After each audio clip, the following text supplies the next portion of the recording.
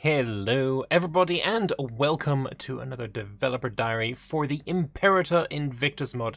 And I know I've brought you in on this screen where we're going to look at the dev diary, but first draw your attention to something I just found on Reddit. That was this here.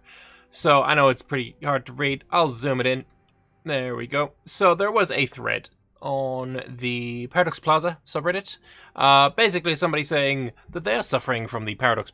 He didn't put it in that many words, but I'm still trying to make that a proper phrase. Basically stating that he can't play any Paradox game right now. He's got the Paradox. All of the games he plays have got DLC announced, or something of that kind, and as such, well, you can't really play the game because you're excited about the thing that's coming in. I see K3 has Royal Court, Hearts of Iron has no way forward, no way back, no step back, stepping forward, something like that. I don't play Hoi, so I don't know. EU4 has Origins, Vicky 2 has Vicky 3, and then somebody suggested Imperator. Imperator doesn't have any DLC coming soon. Very true, very fair. To which I have Tiny Ants says, Imperator Rome has no development team currently, so I doubt it ever will, blah, blah, blah, blah, blah, whatever. But then Zibri Lim comes in and shills the Invictus mod, and getting 69 upvotes for it as well, which is, the giggity number, so, it's right.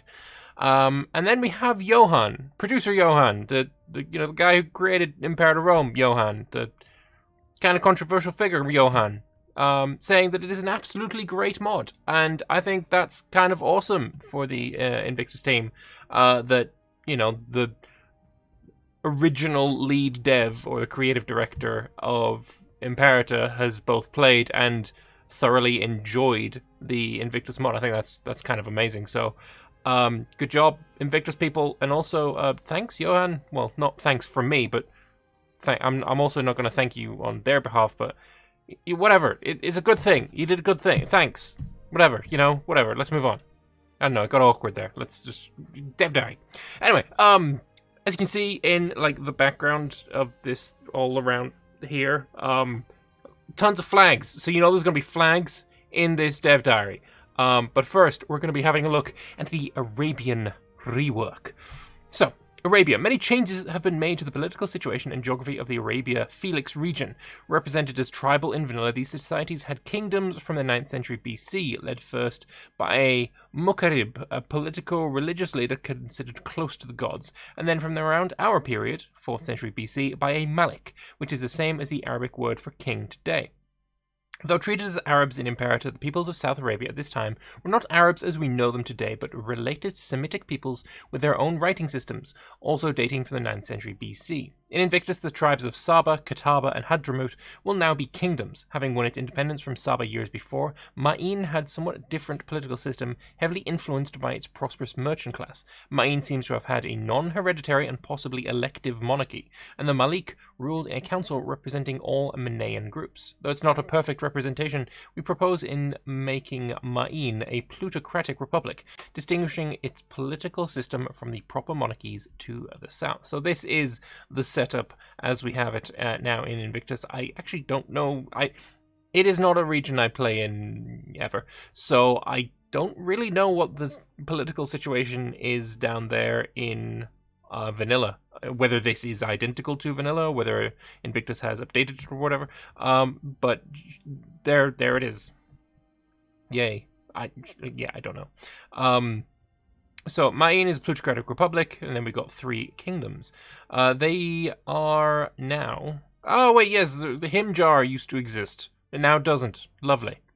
The tribe of Himjar is missing because it is anachronistic. The Himyarites would not overthrow their Katabian rulers until 110 BC. Therefore, Himjar's former land is split between Saba and Kataba, based on the borders established after Kataba and Ma'in broke away from Saba's domination years before our start date. However, the Himyarite Pops still practice their culture to represent the tribes, subject to the independent Katabians. The term Arabia Felix can mean happy, blessed, or fertile, due both to the highly lucrative incense trade and the natural fertility of the region, which was wetter and greener than it was today, and benefited from a complex irrigation network and the Marib Dam. I don't know what the Marib Dam is. I don't, I've never heard of it. Oh, whatever. Recognized as a marvel of, it's literally a dam. Like a dam, like the Hoover Dam. Damn. Alright then. Yeah, a marvel of ancient engineering indeed. I didn't know those were even feasibly possible all the way back then. That's actually incredible. It's incredibly surprising and just incredible in general. I am very much whelmed by this. It was built to catch monsoon rains no later than the 8th century BC, though other irrigation works may date much further back. The dam held an enormous reservoir of water that could support thousands and thousands of people. As such, the number of pubs has been increased in Arabia Felix, and 3 farmland tiles have been created in the vicinity of the Marib Dam. Some of these new pubs are citizens to demonstrate the hundreds of years of urbanized and literate tradition of the region. Around 10 proper cities have been built in their historical locations, including Yathil, Maraiba, Sirwa, Shabwa, Tamna, Karnu, and Safar. Yeah, these names actually don't mean anything to me, but sure, more cities is good. Cities are kind of like, what do you need? It's good, yes, good. The Marib Dam was of such singular importance to the societies of South Arabia at the time, and particular Saba, that in the future we hope to create an interactive event chain to repair and maintain the dams that continue to provide future prosperity or cause calamity if it's allowed to degrade. I would argue that this dam seems important. Like, honestly, I didn't think this was possible. Like, this is, like, unfeasibly, amazingly, impossibly amazing, right?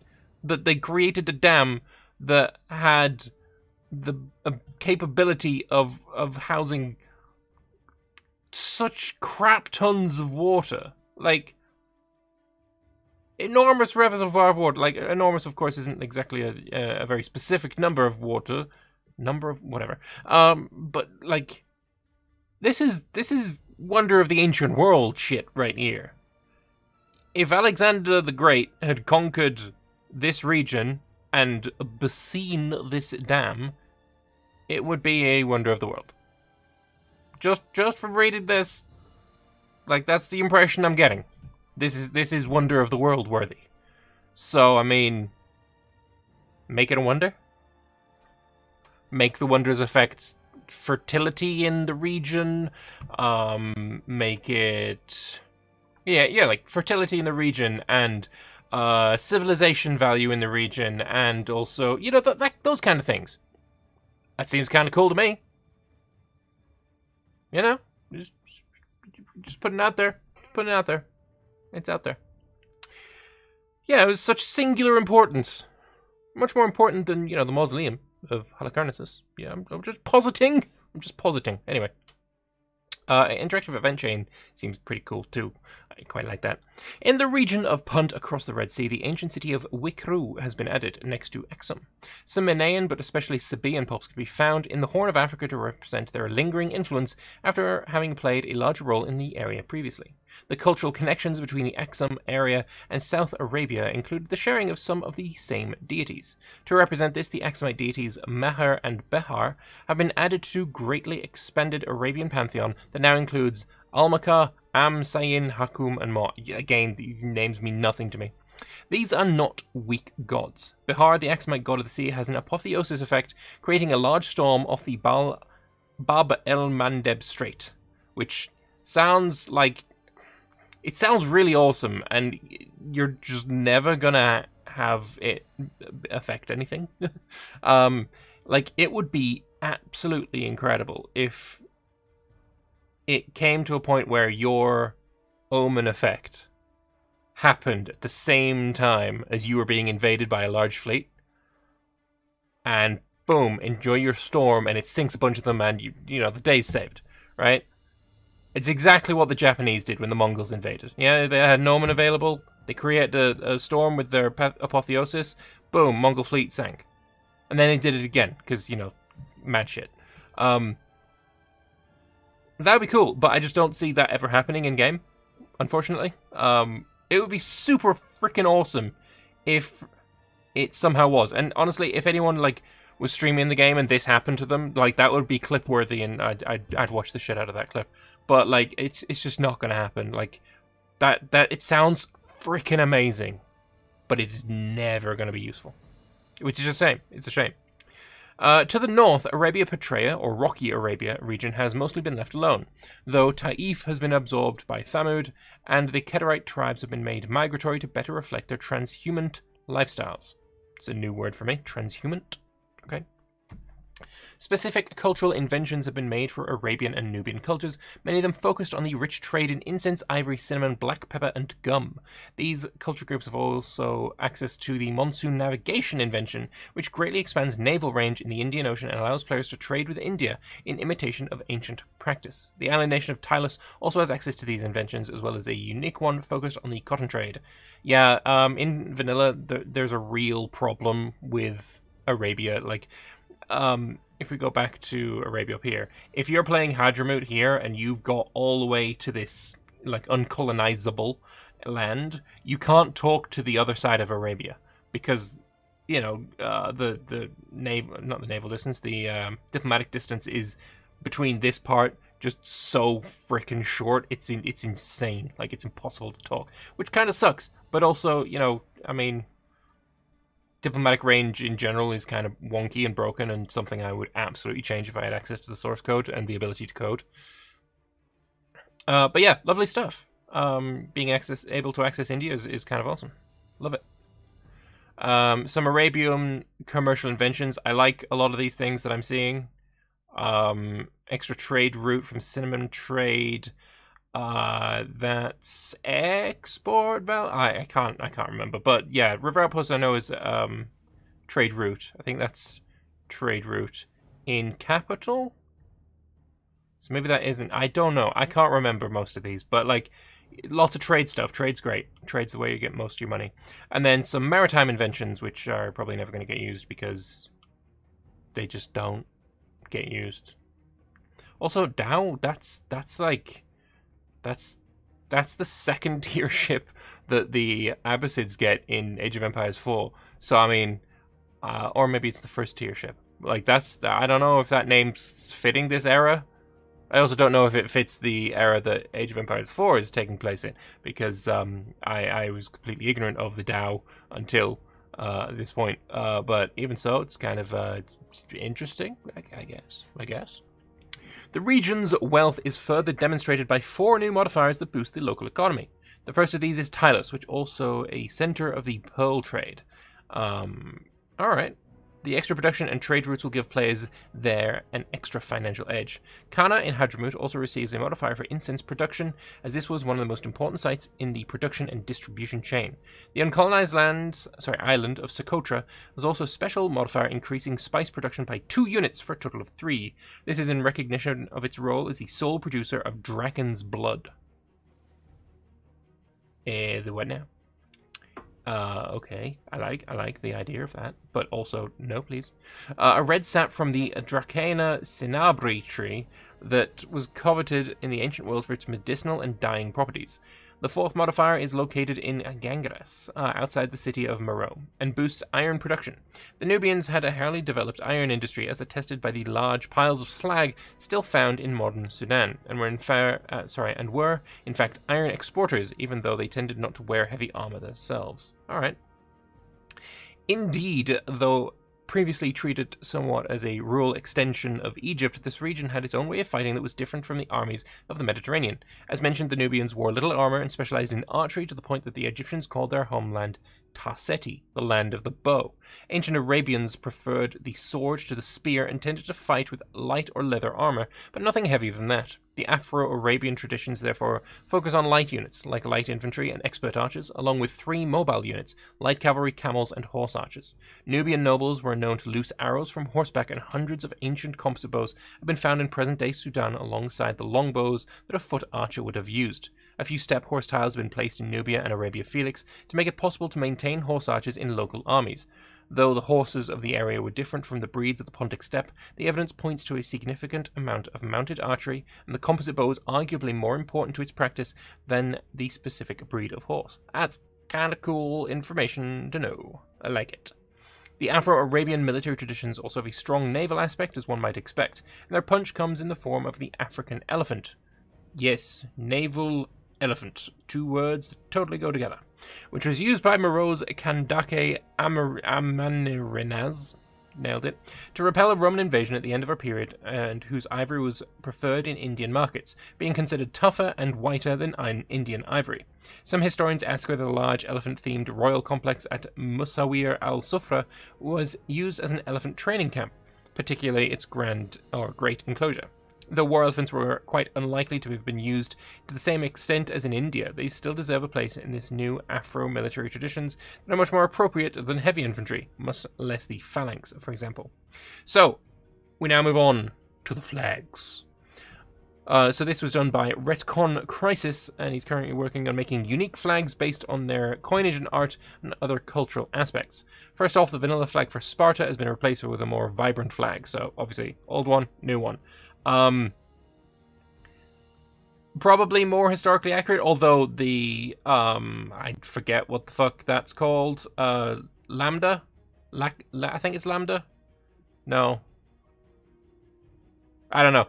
The symbol might not have actually ever been used by Spartans. But who cares, because they kind of become ubiquitous with it.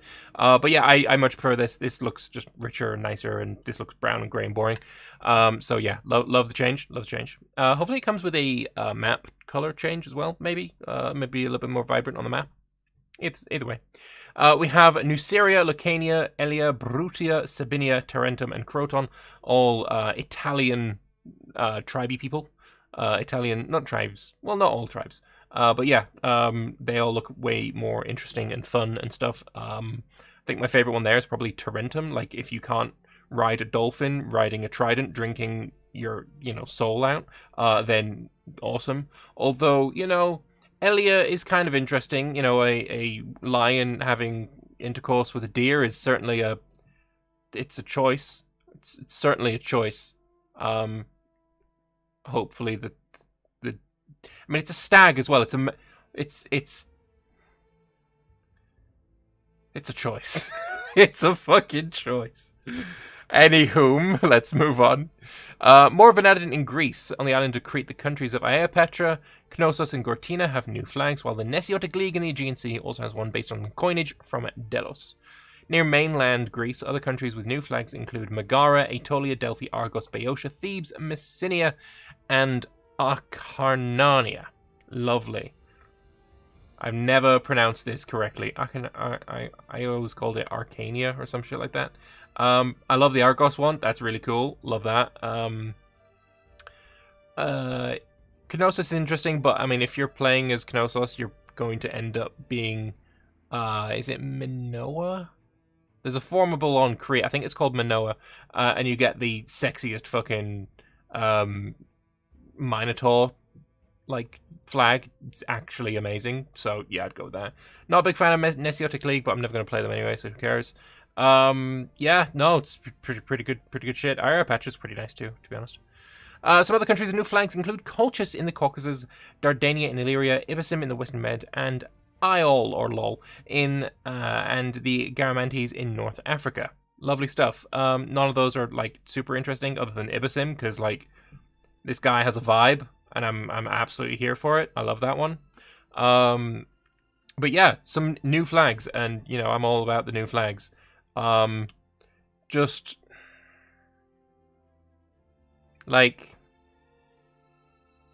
it's a choice. I mean, it's just straight up a choice. But that is it for choices. There are all the flags you can see there. Kind of merged and put around and stuff, whatever. That's a dev diary. Apologies if it's a bit later than usual.